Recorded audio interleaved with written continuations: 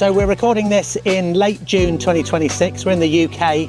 So for anybody who's just joined the channel, we're talking about the DJI Agras T70. We think this is probably the first one in the UK. So we're just going to go through some of the features. Really important at the moment, if you've applied for the FETF Farming Equipment Technology Fund grant, then you can get one of these on the grant. So get in touch with us and book your unit, because I think these are going to be really important for UK farming. So like I say, this is the T70, sits mid-range. So we've got the T100, the biggest drone that we do, then the T70, T50 below that, and T25, T25P. We've got the T55 coming in the future, so the whole lineup's being refreshed. But what I want to focus on today is T70 and why this could be a really good option for UK farms, particularly if you're doing a lot of cover cropping. One of the strengths of this drone is its ability for endurance. So quite often, if you're applying seeds at really low rates, say 4 to 8 kilos a hectare, you don't need a huge carrying capacity. You don't need the 100 litres, 100 kilos that the T100 offers you. Quite often, you actually need less carrying capacity but longer endurance, and that's exactly what this drone's designed to do. So what we'll do is just go through some of the key features. So you'll notice first off, difference between this, the T50 and the T100, is that on this one we've got one motor on each arm. So what DJI have done is reduce some of that cost, reduce some of the weight to bring it in at a price point and a performance point where this is going to give you the longest endurance. So very similar props to the T100. Still got the carbon fibre weave arms, so really good. A very positive latch on here. I think one of the things that people are always concerned about is, you know, with a folding mechanism, will it lock into place? Is it easy to do? And it really is. So just pulling it back in, lock it there, and that's not going to go anywhere. Totally secure. So this has got the spreading tank at the moment. We've got the spray tank over here as well, but I'll just focus on the spreader at the moment. So the first thing that I saw, and I'm so pleased to see, is this huge hatch on top.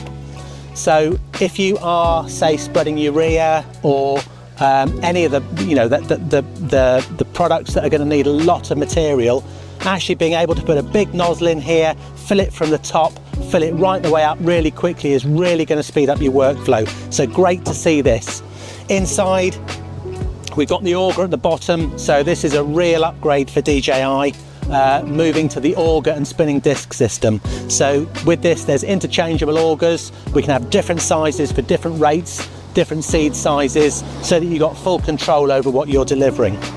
Inside, you can just see there's that small little flag at the bottom. That is the product sensor. So that's how it knows how much material is left in the tank. And it also weighs as well, because it's got the weighing sensors. And at the bottom, we can see that horizontal spinning disc. So the auger is pulling that seed through and then spraying it out onto the ground. So other key features, this runs the DB2160 battery, same as the T100. That's where it's going to get its long endurance from. And if you have a look on here, you can see that really solid battery terminal. So long-term use, really good to see that. It's a very heavy duty connection, really useful. Also around the front, we've got the virtual gimbal, so same as the T100, so fewer moving parts, but you've got that full control because it's that fisheye camera that will allow you to look at things through that FPV view. Very important when you're mapping fields, particularly if you're using Manual Plus to go around the outside of a field. By far the quickest way of mapping, and that's the one that you need to have the really good eyesight on, so that's really good to see, particularly when combined with the controllers. We've also got down here the flood lamp, so some really bright LEDs, great for working late at night, which opens up a whole load of opportunities too. So overall, a really good package. You can see that the T70 has really been built with productivity in mind, and that's how DJI are marketing it. So what I'll do is just show you the spray tank as well. So I won't bother putting it in at the moment, but you can see we've got this really nice lid on top with a filter. And the beauty of it is you've got this central nozzle, so if you are filling by hose, you can put it straight in there, and it's got the pressure release valves as well. Moving around, we see the pumps. So that's the pump situation. These feed the hoses that are on the tube, on the drone itself. And if we move over,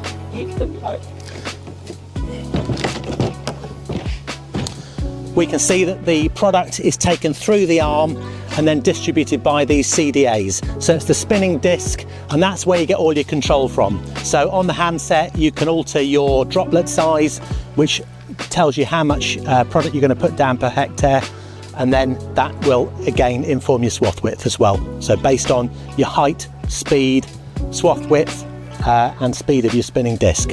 So one of the big features of this drone and all the DJI drones is safety and situational awareness. So making sure the pilot knows exactly what the drone's doing at all times and it's operating as safely as possible. So if we go around some of the safety features on this drone, like I said, we've got these really secure locking arms here.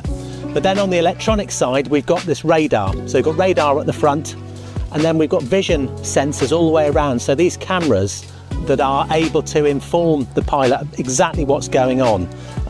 So being able to see just helps you make better decisions, but also you can maximize all of the things that the drone is offering you around its safety and ability to detect obstacles.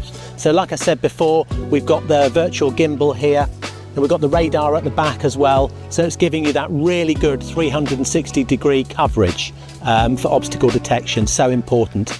Now, there's never any substitute for really good mapping. So I would certainly say to anybody, particularly if you're starting out in the industry, make sure that you're on foot, you're going out around the field and mapping that way before you start to progress to some of the other areas like Manual Plus, because you need to understand what the drone's doing, where it is, to be able to map things like trees that are sticking out into a field and also power lines. And often we get questions from farmers to say, can I just import my KML files from my tractor?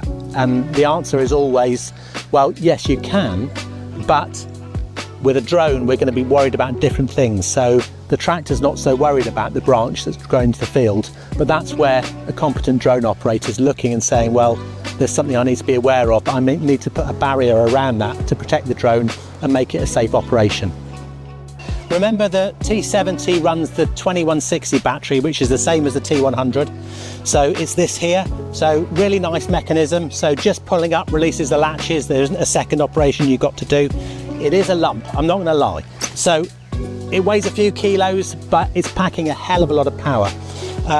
Now, as with any big battery, cooling is really important. So we've got the cooling unit here. So basically, battery fits inside. And when it's all powered up, we've got 2 fans that are keeping it cooling. It's 30 degrees here in the UK at the moment. We don't often get weather like this, but in other parts of the world they do. And these batteries have been tested extensively for their cooling or their thermal properties. But best practice, always use a cooler whenever you're charging. And as a reminder, the 2160 to charge at the full rate needs 3-phase power. So that will charge this battery from mid 20-30% up to 90% in about 9 minutes. If you haven't got 3-phase power, you're going to extend that charging time to about 15 minutes. But these coolers really essential. So from the first battery of the day, make sure that you're using the cooler and you're keeping that battery temperature down. Really important. Like I say, if you're in the market for a drone for agricultural contracting, then come to us. Go on the website dronesales.co.uk and please like and subscribe at the end of this. We're going to be putting these through their paces right up and down the country, so come back for lots more content.